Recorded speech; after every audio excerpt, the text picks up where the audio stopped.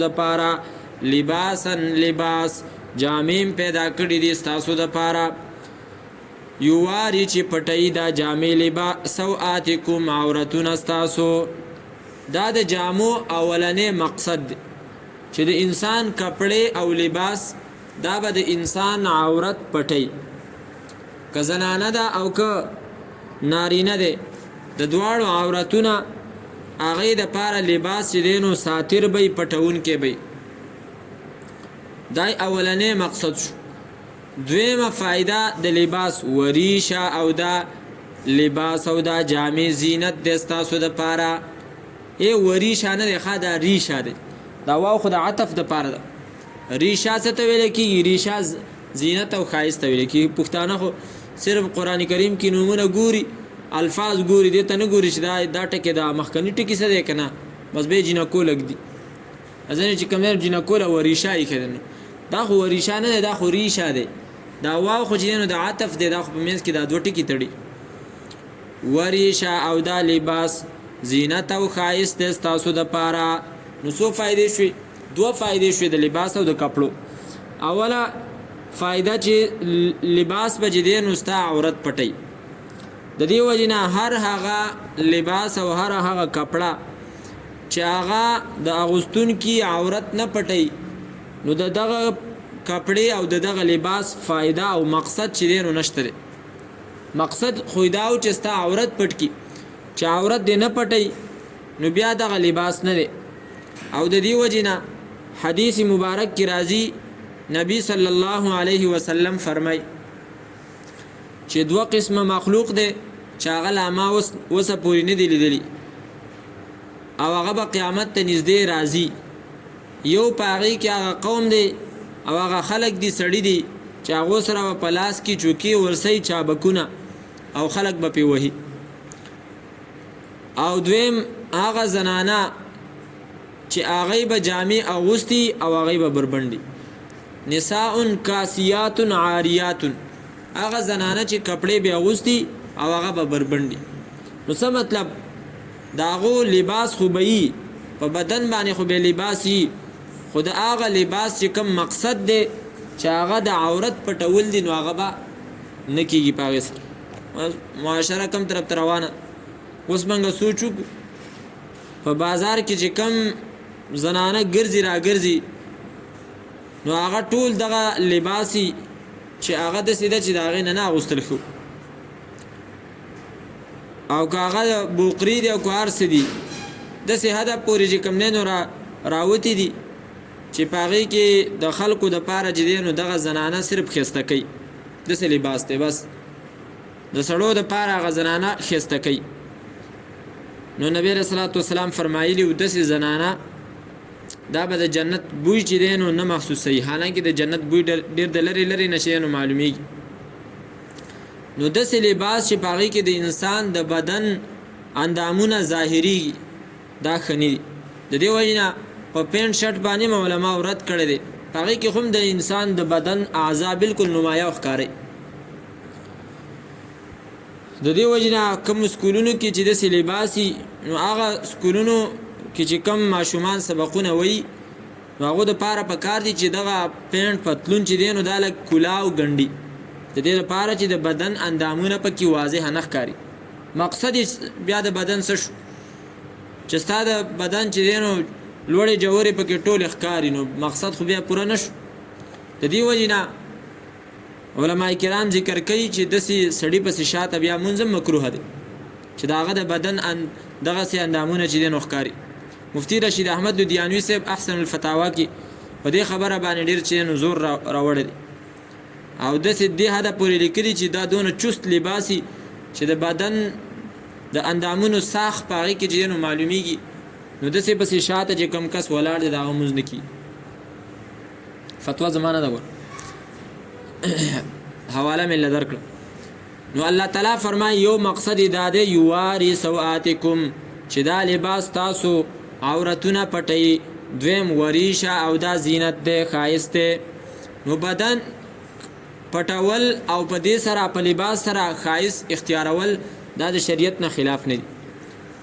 خسته لباس واغونده د دې لپاره یې واغونده چې زه ښایسته پکې ښکاره شم او د الله تعالی شکریه ادا کړم. دا څه منع نه بلکې نن سبا خو موږ د هغه مسنون دعاګانو نه غافل یو. صرف چې دی نو امام صاحب هم په دې باندې رانیولی چېرې امام صاحب تر لمانځه نه پس یې نو دعا ولې نه کوي. امام صاحب به ښه دعا کوي خو د دې نه علاوه چې نور کومې دعاګانې دي د هغې نه د سره نه موږ خبر نه یو. ته د خپلې بیبي خوا لځې تا چېرته دعا ویلې ده؟ حالانکې دا خو احادیثو کې راغلی. دغه رنګې ته چې دی نو کپړې اغوندې نوې کپړې اغوندې تا چېرته دعا ویلې ده؟ الحمد لله الذي كساني ما اواري به عورتي واتجمل به في حياتي. دا دعا ده چې کله سړی نوې لباس اغوندي چې د الله شکر دی. کسانی ما اواري به عورتي چې مال هغه جامې راکړي چې په هغې سره زه خپل عورت پټوم، خپله شرمګاه په هغې سره پټوم. واتجمل به في حياتي او زه په هغې سره په خپلې زندګۍ کې چې دی نو ځان ښایسته کوم. اتجمل به في حياتي. دا دعاګانو کې دي دعاګانو کې هم دغه طرف ته اشاره ده چې وګوره لباس د زینت دپاره د ښایست دپاره اغوستلی شي، خو البته یوه خبره پکې یاد ساتل پکار دي. هغه دا چې یو لباس صرف د دې دپاره اغوستل چېرې زه د خلکو په منځ کې په دې لباس سره مشهور شمه، دا جایز نه ده. دا جایز نه ده. هغه لباس کې بیا ډیر قیمتي او کاغه ډیر چې دی نو کمزوری په دواړو حالتونو کې دا بیا چې دی نو حدیث کې راځي چې د شهرت لباس یو کس اغوندي نو دته به الله تعالی د ذلت لباس او جامې ورواغوندي. ډېرې قیمتي کپړې اغوندي صرف د دې لپاره چې د ټولو خلکو توجه ماته شي او زه په هغو کې مشهور شمه، نو دا سړی هم د الله تعالی په نسبت باندې ذلیله کېږي. او دغه رنګې هغه کس چې هغه ډېرې کمزوري کپړې اغوندي صرف د دې لپاره چې پخوا په زمانه کې به بزرګانو چې کوم دی نو ساده لباس اغوندو او د زهد او د پرهیزګارانو د زاهدانو عابدانو پرهیزګارانو خلکو دا علامه وه چې هغو به ساده لباس اغوستو. لهذا زم د دې د وجې نه چې دی نو ساده لباس اغوندم چې خلک ما ته په دې نظر باندې وګوري چې دا سړی خو لکه عابدانو پرهیزګارانو کې دی. نو حدیث کې راځي داسې کس ته به هم چې دی نو الله تعالی د ذلت لباس ورغوندي قیامت پر ورځ. بهرحال دا دوه فایدې دي. د دې نه علاوه علما کرامو د کپړو چې کم اصول دي او کم خبرې دي ضروري هغه ذکر کړي، تقریبا 6 خبرې دي. یو دا چې کم موږ ذکر کړو چې کومه جامه ته اغوندي چې ستا عورت پټي، شرمګاه دله پټي، دا پکې ضروري ده. دویم دا چې په هغې کې څه نه څه ښایست وي، داسې نه چې ته په یو ځای کې اوسېږې او د هغه ځای د خلکو چې کوم لباس دی نو د هغې نه خلاف ته داسې لباس وکړي چې په هغې سره ته چې دی نو بد ښکاري، سپک ښکاري، نو هغه لباس نه به هم ځان ساتي. دریم لباس به ستا داسې چې په هغې کې د زنانو سره چې دی نو مشابهت نه وي. داسې کپړې به نه اغوندي چې هغه رنګ د زنانو دی، داسې کپړې به نه اغوندي چې هغه په معاشره کې د زنانو لباس حسابېږي، د هغې نه به ځان ساتي. او د دې وجې نه حدیث مبارک کې نبی صلی الله علیه وسلم په هغه سړو باندې لعنت ویلی دی چې کوم سړي ځان د زنانو سره مشابه کوي یو شانته کوي، یا په چال چلن کې، یا چې دی نو هغه په کپړو په لباس کې، یا په نورو کارونو کې سرخي مرخي دغه شیونه چې دی نو لګوي، نکریزي په لاسونو باندې لګوي. یو خو د بیمارۍ د وجې، یو نن سبا پکې دا راغلی چې یوه ګوته چې کوم دی نو په دې ګوته باندې نکریزي ولګوي، دا د زنانو سره مشابهت. په دې باندې نبی علیه الصلاة والسلام لعنت ویلی. اوس نبی علیه الصلاة والسلام داسې لعنت نه ویلی چې هلکه چا یوه ګوته سره کړه نو په هغه دې لعنت وي. خدای ویلی دی چې کوم سړي د زنانو سره ځان مشابه کوي په هغو دې لعنت وي. نو دغه پکې پخپله رالی که نه نکریزې لګول خو د زنانو کار. دغه رنګې چا اوس سړو چې کوم دی نو غوږونو ته مندرۍ اغوست، سړو دا پکې اوس لا نوي راوت. نو دا لباس دا خو د زنانو لباس دی، دا مندرۍ اچول دا خو د زنانو دی، بنګړي اغوستل دا د زنانو دی. دغه رنګې امیلونه اچول غاړې ته، لاکټې اچول دا د زنانو لباس دی. او ځوانان چې دی نو دغه اختیاري، نو په داسې ځوانانو نبی صلی الله علیه وسلم لعنت ویلی. دریم دا چې کوم لباس، څلورم دا چې کوم لباس ته اغوندي چې په هغه لباس کې د کافرو سره مشابهت نه وي، د کافرو لباس هغه به چې دی نو نه اغوندي. پنځمه خبره پکې دا ده چې کوم لباس ته اغوندي چې په هغې کې تکبر نه وي، د تکبر دپاره به لباس نه کړي. نیت به دې پکې دای چېرې زه ښایسته پکې ښکاره شم د الله نعمت هغه په ما باندې ولیدلی شي تکبر به پکې نه او درې شپږم دا چې کوم لباس ته اغوستی دی د بدن د بره نه ښکته چې کوم لباس ځي نو چې هغه د پړکو سره نه لګي چې کومې ګیټۍ دي چې هغه نه پټېږي یو خو لباس هغه دی چې هغه د ښکته نه په بره باندې راځي لکه تا جرابې اغوستې دي نو په هغې باندې خو اسیم چې دی نو دا ګیټۍ پټېږي هغې کې ګناه نشته ګناه په هغه لباس کې دا پرتوګ دی پینټ دا شرټ دی دا پینټ یا نور لنګ وغیره دي او هغه د بره نه ښکته راځي او دا د دې پړکو سره لګي نو حدیث مبارک کې راځي ما اسفل من الکعبین من الازار ففي النار یو روایت کې راځي فی النار چې کومه حصه د خپو د پړکو هغه چې دی نو د کپړې د لاندې راله نو دغه به قیامت په ورځ باندې په اور کې به هر حال الله تعالی فرمایي یواري سواتکم داسې جامې چې ستاسو عورتونه شرمګاهونه پټوي